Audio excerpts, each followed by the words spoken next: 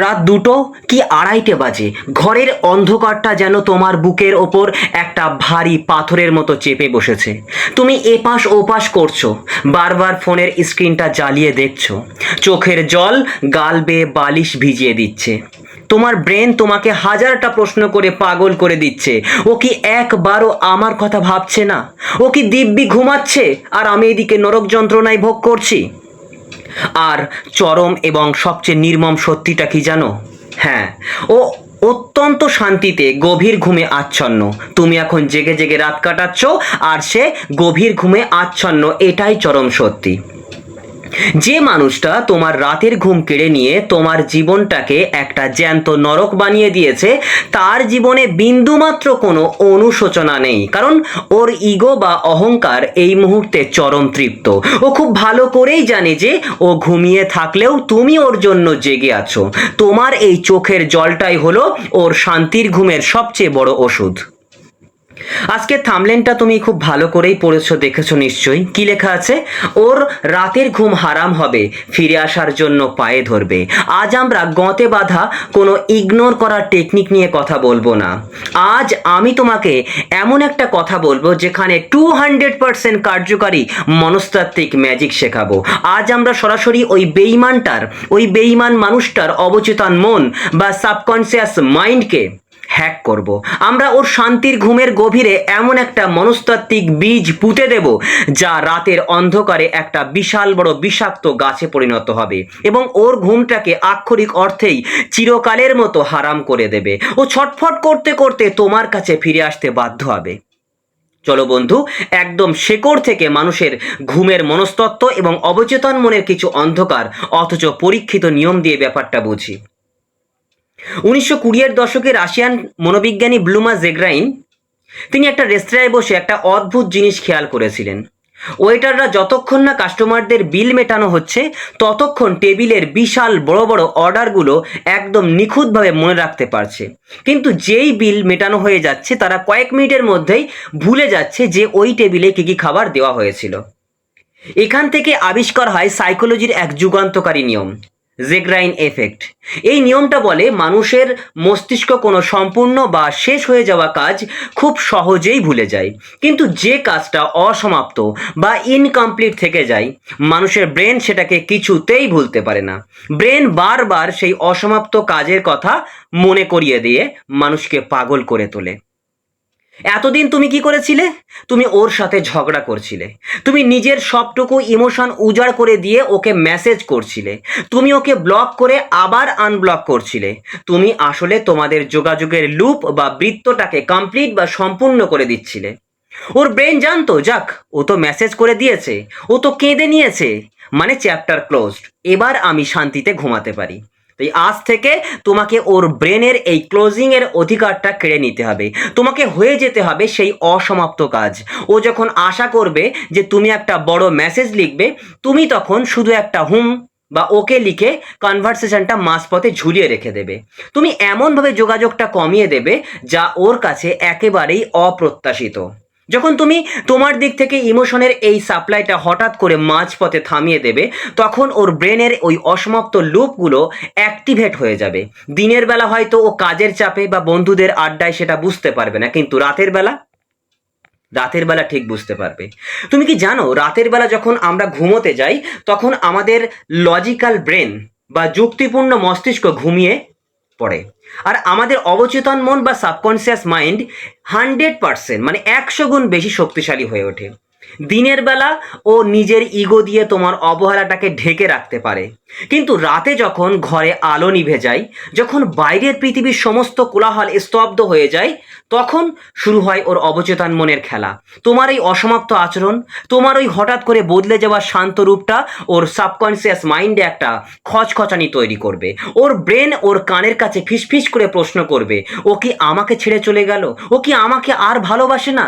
এরকম হাজারটা প্রশ্ন ওর মাথায় ঘুরবে।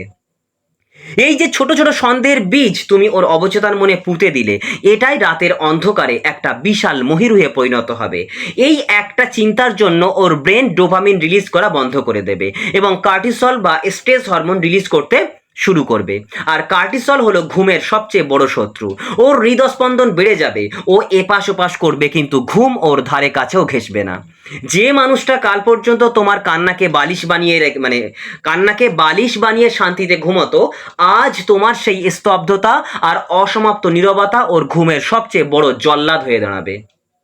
কি বললাম বুঝতে পারছো? বিষয়গুলো ভালো করে বোঝার চেষ্টা করো। তো এতক্ষণ আমরা দেখলাম কিভাবে তোমার সেই অসমাপ্ত নীরবতা এবং নিজেকে গুটিয়ে নেওয়াটা ওর অবচেতন মনে একটা সন্দেহের বীজ পুঁতে দিয়ে ওর রাতের ঘুম কেড়ে নিয়েছে।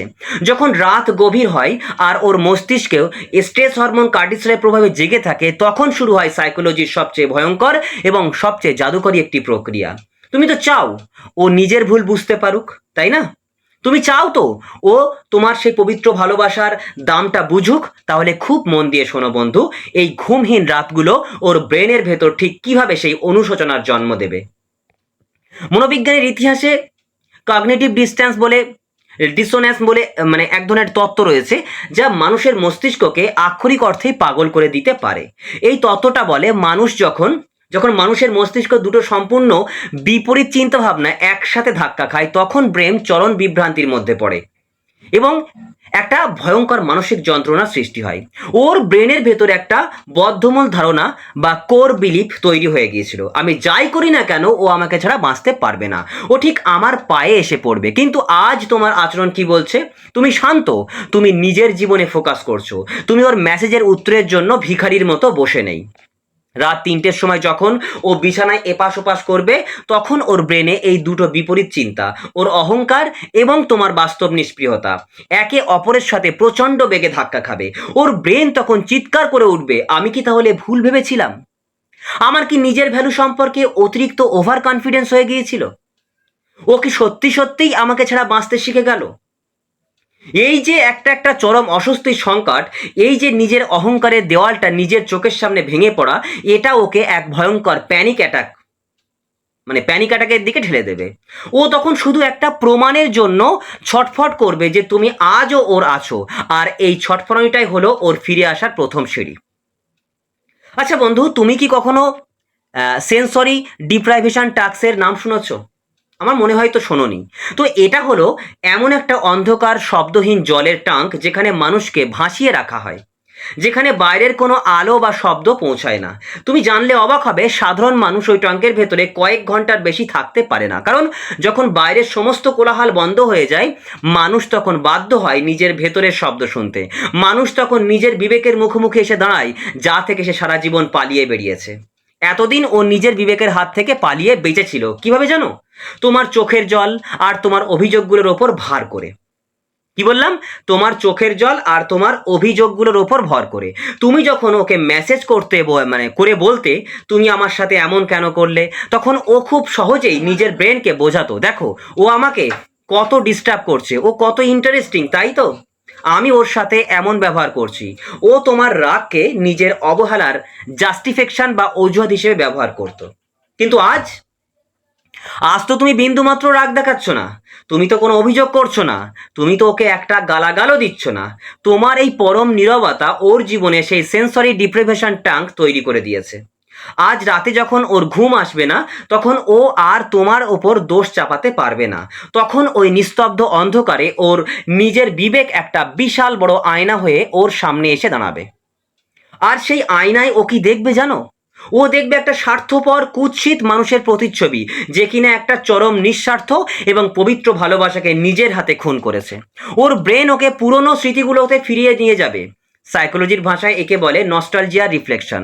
ওর মনে পড়বে ও যখন অসুস্থ ছিল, তখন তুমি কিভাবে নিজের খাওয়া ঘুম ভুলে ওর পাশে বসে থাকতে।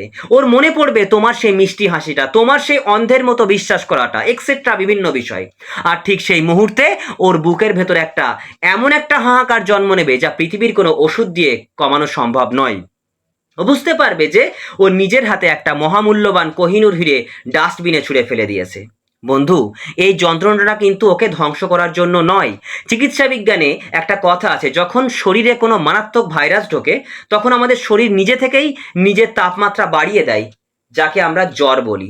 জ্বর কোনো রোগ নয়, জ্বর হলো ওই ভাইরাসটাকে পুড়িয়ে মারার জন্য শরীরের নিজস্ব একটা লড়াই। ওর এই ঘুমহীন রাতগুলো, ওর এই ছটফটানি, এটা হলো সেই জ্বর। আর এই জ্বরটা ওর ভেতরের ওই অহংকার আর অবহেলার ভাইরাসটাকে পুড়িয়ে মারার জন্য অত্যন্ত জরুরি। এই যন্ত্রণাটা না পেলে ও কোনোদিন তোমার ভালোবাসার আসল দামটা বুঝতে পারতো না। ওকে এই অনুশোচনার আগুনে একটু জ্বলতে দাও। এই আগুনই ওর পুরনো অহংকারী সত্তাটাকে পুড়িয়ে ছাই করে দেবে, যাতে সেখান থেকে একটা নতুন পবিত্র এবং তোমার প্রতি চরম শ্রদ্ধাশীল মানুষ জন্ম নিতে পারে। যখন এই অনুশোচনা একদম চরম সীমায় পৌঁছাবে, তখন ও আর নিজেকে আটকে রাখতে পারবে না। ওর ওই ভেঙে যাওয়া ইগো আর জাগ্রত হওয়া বিবেক ওকে বাধ্য করবে তোমার কাছে ফিরে আসার জন্য।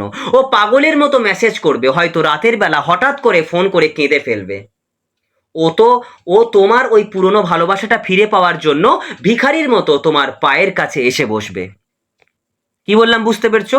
তো এতক্ষণ আমরা দেখলাম কিভাবে ওই ঘুমহীন রাতগুলো আর বিবেকের দংশন ওকে আক্ষরিক অর্থেই পাগল করে তুলেছে। এবার আসবে সেই বহু প্রতীক্ষিত ক্লাইম্যাক্স। ও যখন আর নিজের ইগোটাকে ধরে রাখতে পারবে না, তখন ও তোমার কাছে ছুটে আসতে বাধ্য। কি বললাম বুঝতে পেরেছো? তো আমি এবার তোমাদের শেখাবো ও ফিরে আসার পর ঠিক কি করতে হবে, যাতে ও আর কোনোদিন তোমাকে ছেড়ে যাওয়ার কথা স্বপ্নেও ভাবতে পারে না। তো বন্ধু, ভালো করে মন দিয়ে শোনো।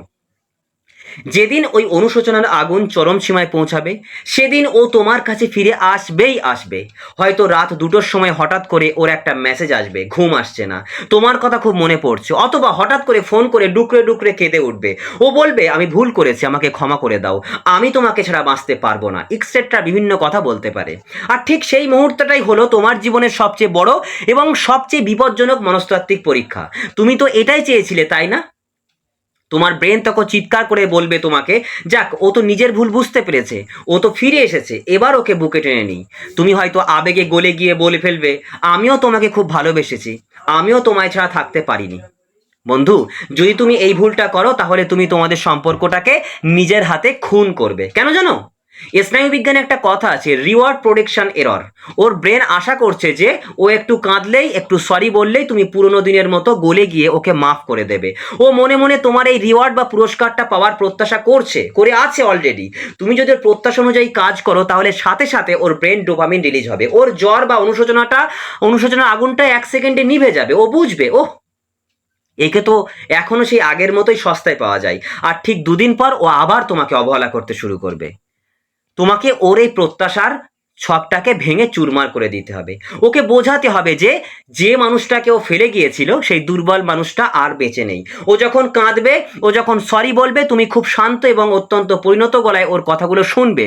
কোনো রাগ দেখাবে না, কোনো পুরনো কথা তুলে খোঁটা দেবে না, কারণ খোঁটা দেওয়ার মানে হলো তুমি আজও ওর ওপর ইমোশনাল। তুমি শুধু একটা বরফের মতো ঠান্ডা অথচ সম্মানজনক উত্তর দেবে। কি দেবে? আমি বলছি, শোনো। আমি বুঝতে পারছি তোমার খারাপ লাগছে, আমি তোমার কোনো ক্ষতি চাই না, আর তোমার ওপর আমার কোনো রাগও নেই। কিন্তু একটা সম্পর্ক শুধু আবেগ দিয়ে চলে না, সম্মান নিয়ে চলে, সম্মান দিয়ে। তুমি সেই সম্মানটা ভেঙে দিয়েছো। এই ভাঙা বিশ্বাসটা জোড়া লাগাতে সময় লাগবে। আমি জানি না এটা আর আগের মতো হবে কিনা, তবে তবে আমি এখন নিজের জীবনে অনেক বেশি শান্তিতে আছি। এই শান্তিটা আমি আর নষ্ট করতে চাই না, ব্যাস। এই কথাটা, এই একটা কথায়, এই চরম আত্মবিশ্বাস এবং ম্যাচিওর উত্তর ওর ব্রেনের সমস্ত সার্কিটগুলোকে ব্ল্যাক আউট করে দেবে। ও বুঝবে তুমিও ওর ওপর রাগ করে নেই, তুমি ওকে ঘেন্নাও করো না, তুমি শুধু ওর নাগালের অনেক উপরে চলে গেছো।